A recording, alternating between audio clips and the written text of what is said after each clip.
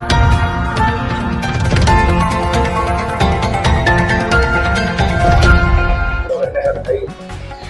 शाम को अतरौली थाने से एक सूचना प्राप्त हुई थी कि ग्राम अहमदपुरा से 4 बहुत ही कम उम्र की बच्चियां गायब हैं। ये 10 से 12 साल की 4 बच्चियां थी, जिसमें 2 सगी बहनें भी थी। तो इस सूचना को पुलिस ने तत्काल बहुत ही गंभीरता से लिया। हमारी सारी टीमें लगी, इनफैक्ट डॉग स्क्वाड भी लगा इसमें और मल्टीपल टीम्स इसमें लग गई। सारे कैमरे देखे गए, उनके दोस्तों से भी बात की गई, बच्चियों की दोस्तों से बात की गई कि बच्चियाँ कहाँ गई। तो आज टीम ने अथक मेहनत करते हुए, दिन रात मेहनत करते हुए आज सुबह चारों बच्चियों को मथुरा से बरामद किया।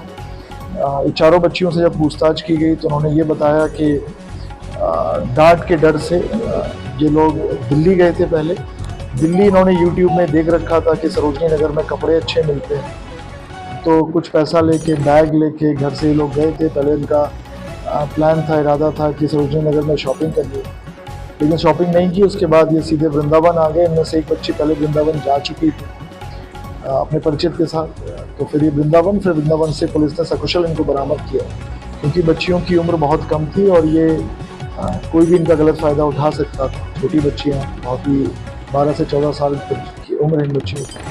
टीम ने इसको बहुत ही गंभीरता से लिया और ऑपरेशन स्माइल के अंतर्गत पूरी टीम ने जीतोड़ मेहनत करते हुए, हमारी देहात एसओजी टीम ने, क्रिमिनल इंटेलिजेंस विंग में हमारे जो नए सीओ अतरौली साहब आए, इन्होंने मेहनत की और हमारे एसपीआरए साहब ने तो पूरी दिन रात मेहनत की। इसमें पूरा लगे रहे जब तक कि लड़कियां बरामद नहीं हुई। इसी केस में वो लगे रहे और चारों बच्चियों को पुलिस ने सकुशल बरामद किया। सर, यहाँ से दिल्ली, वहाँ से वृंदावन, कैसे कहाँ से आई? अब ये पेरेंट्स से जब पूछताछ की गई तो इनके पेरेंट्स को ये भी नहीं पता था कि इनके पास मोबाइल फ़ोन भी है। इनके पास एक मोबाइल फ़ोन है और एक 5वीं बच्ची का भी जाने का प्लान था गाँव से, लेकिन वो जा नहीं पाई। और वो जा नहीं पाई तो उस कारण पूरा ये केस खुल गया। नहीं तो बहुत दिक्कत आती। नहीं, किसी ने अभी तक तो ऐसा कुछ निकल के आया नहीं और बच्चियों से और भी पूछताछ की जाएगी, लेकिन बरगलाने का कोई प्लान नहीं है। उन्होंने खुद देखा था कि कपड़े अच्छे मिलते हैं सरोजनी नगर में और घर, इनका कहना है कि माँ बाप डांटते थे तो उससे भी इनको वो था। तो पेरेंट्स से भी काउंसलिंग की जाएगी कि बच्चों को ध्यान रखें, बहुत ही कम उम्र बच्चों की, और विशेष तौर पर क्योंकि कम उम्र के बच्चे होते हैं तो कोई भी इनका गलत फायदा उठा सकता है।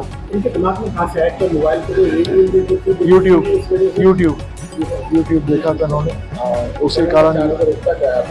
इसमें 2 सगी बहनें हैं, चारों एक ही गांव की हैं, अहमदपुरा गांव की हैं चारों, और बस 7, 8, 9, 10 में पढ़ती हैं, 4 कक्षाएं। तो जैसा कि इन्होंने कदम उठाया है, इसको लेकर के क्या संदेश देना चाहेंगे?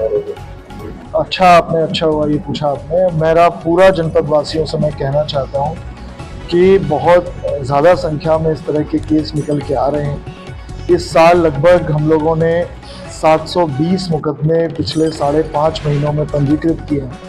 अधिकांश केस ऐसे ही हो रहे हैं, या तो फिर इलोपमेंट के केसेस हो रहे हैं या फिर लड़के और लड़की दोनों की बात मैं कह रहा हूँ। इस केस में तो नाबालिग बच्चियाँ, लेकिन नाबालिग बच्चे भी किसी कारण से या तो डर के जा रहे हैं या फिर झगड़ के जा रहे हैं या सोशल मीडिया के कारण जा रहे हैं, और उसमें बहुत दिक्कत हो रही है क्योंकि बच्चों का कोई भी गलत फ़ायदा उठा सकता है।